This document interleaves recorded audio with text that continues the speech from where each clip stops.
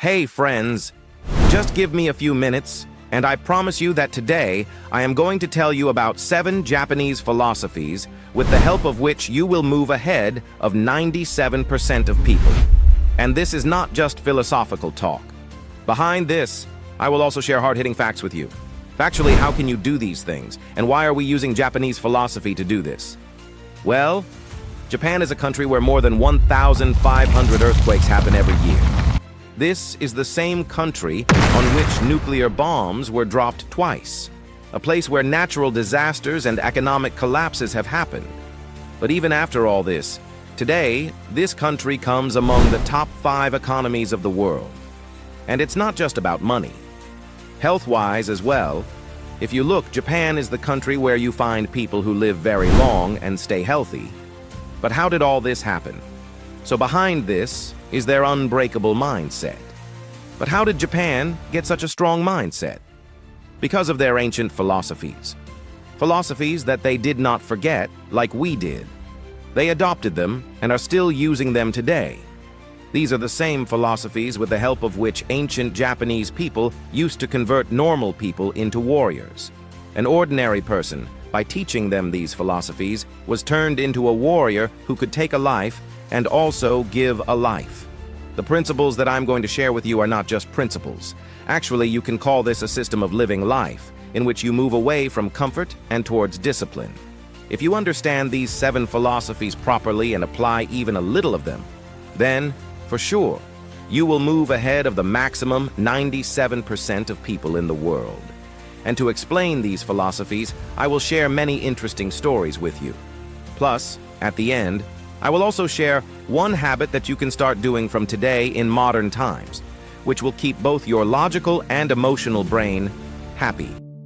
Now, first of all, let's start with the very first Japanese philosophy, without which the remaining 6 are incomplete. This philosophy is called Shugyo, meaning ritual suffering. You must have seen many monks who keep doing extremely physically challenging things, like pulling heavy carts with their neck, punching a tree thousands of times so that their fists can become iron fists, achieving such flexibility that they can bend their body like paper. In the same way, some monks do another physically challenging activity, where in cold weather there is a freezing waterfall and they go there and calmly sit. Their body trembles many times. In bone-chilling cold, they sit in front of the waterfall and remain calm. Their entire body shivers, but still, they do not move. Now, you will say, why do they torture themselves like this? Well, this is not torture. This is Shugyo, a kind of training that first breaks you from the inside and then rebuilds you stronger. Look, in today's time, 99% of people focus on running away from discomfort. If it feels slightly hot, turn on the AC. If you get even a little bored, pick up the phone. Whereas Japanese philosophies know that comfort makes a person very weak.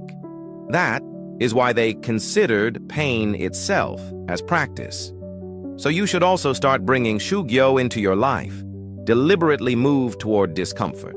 You know, only 23% of people exercise regularly. So if you adopt just this one habit today, the modern time Shugyo of breaking yourself in the gym, then you will move ahead of 77% of people. And remember one more thing. Discipline without direction is just suffering. But yes, you should not suffer without meaning. There should be a meaning behind it. And that meaning comes from the second principle, which is called Ikigai. Your purpose, your pull. If Shugyo is like fire, then Ikigai is like a compass that tells you in which direction you should release this fire. In Japan, there is a doctor whose name is Dr. Shigeaki Hinohara, who is one of the longest-serving physicians in the world. He wrote many books, treated many patients, and never stopped working. Even after turning 100 years old, many times people would ask him, that you are so old now. Why do you still need to work? And in response, he would smile and say that he still has a lot to give to the world, and every morning he would wake up with the same excitement to help people, because that was his Ikigai.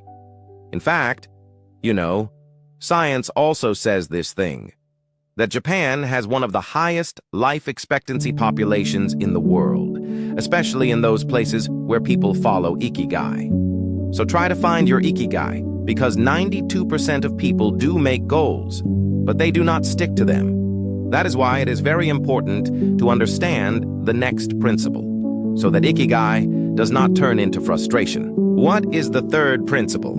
Kodawari, the purest form of excellence with focus. And a very good example of this is Jiro Ono, whom people know as Jiro the sushi master. You know, in Japan, there is a chef whose name is Jiro Ono, who is over 90 years old, and he does the same work every day with excellence. What work? Making sushi every day. He takes the rice carefully, maintains its perfect temperature, cuts the fish in the exact perfect way, everything exactly the same. And he does this every time, whether someone is watching or not. And this is the reason why he has received not 1, not 2, but 3 Michelin stars. Even when Barack Obama ate his sushi, he praised it and said that this is one of the best sushi I have ever eaten. Now, how can you use this principle? Look, try to give your 100%. But yes, while doing this, remember one thing. Many times you will give your full 110%. You will work very hard. But still, the results will not come the way you want. Or something will happen that is not in your control at all, and you will get very frustrated. And this is where maximum people break, because they try to control those things that are not even in their hands. And this is where the next principle comes in, which is called Shikata Ga Nai. This is a real story. In 2011, when the tsunami came in Japan, the entire town was destroyed. People's homes, families, and all their belongings were scattered here and there. But still, the cameras captured that instead of getting frustrated and fighting, Japanese people were calmly cleaning whatever was left of their things. No outrage, no breakdown. Look, many times the same thing happens with us as well. Someone loses their job, someone's relationship breaks, or someone gets stuck in traffic. So usually what do? We abuse, we fight, and we end up doing many things that are harmful only to us. Whereas, what does this principle say? Do not take stress, save your energy, and use it on the things that are in your control. So if you learn to do this, you will make your mind 3 times lighter, and you will move ahead of the maximum number of people in the world. One habit that you can bring into your life is this. Stop watching useless news and all those things on which you have no control at all. Focus on yourself. Improve yourself. Accept the things that you cannot control. But yes, when you learn to accept things like this, then you will start seeing some cracks, some flaws, and some imperfections in life. And at that time, what should you do? At that time, you need to understand the next Japanese philosophy, which is called Wabi-Sabi. You know, in Japan, there is a culture called kintsugi. There is a ritual where if a bowl breaks, they repair it, but not in a normal way. They repair it using gold or silver. And why do they do this? Because they want to highlight the cracks instead of hiding them. Through this, they want to give the message that broken things are also very valuable.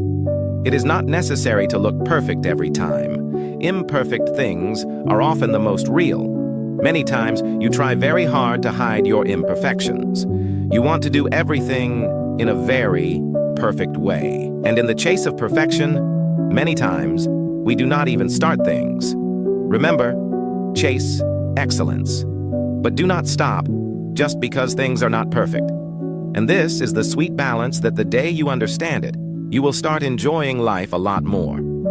Research shows that 80 to 90% of beginners quit because they feel that they are not ready to do this work. Whereas if they keep perfectionism aside and just try to chase excellence by following this next Japanese principle, then one day maybe the world will also call them perfect. What is that principle? This principle is Kaizen. This is what is called Kaizen. Keep improving small things daily. You know that more than 70% of people never read a book after college. They stop growing their mindset. Whereas if you read even a little, even 1 or 2 pages of a book, then this itself can bring a 1% daily improvement within you, which when compounded overall can create a very big effect. And look, now I have told you many principles. In total, I have told you 6 principles, but it is very important for you to understand the 7th one. Otherwise, maybe you will not be able to do anything. The 7th principle is Danshari. You know, in Japan, there is an author whose name is Hideko Yamashita, who popularized the concept of Danshari. Basically, she was helping a woman who felt very lost and stuck in her life. This woman had more than 3,000 books. How many? More than 3,000 books. Hideko asked her, "When you enter this house, do you feel powerful or powerless?"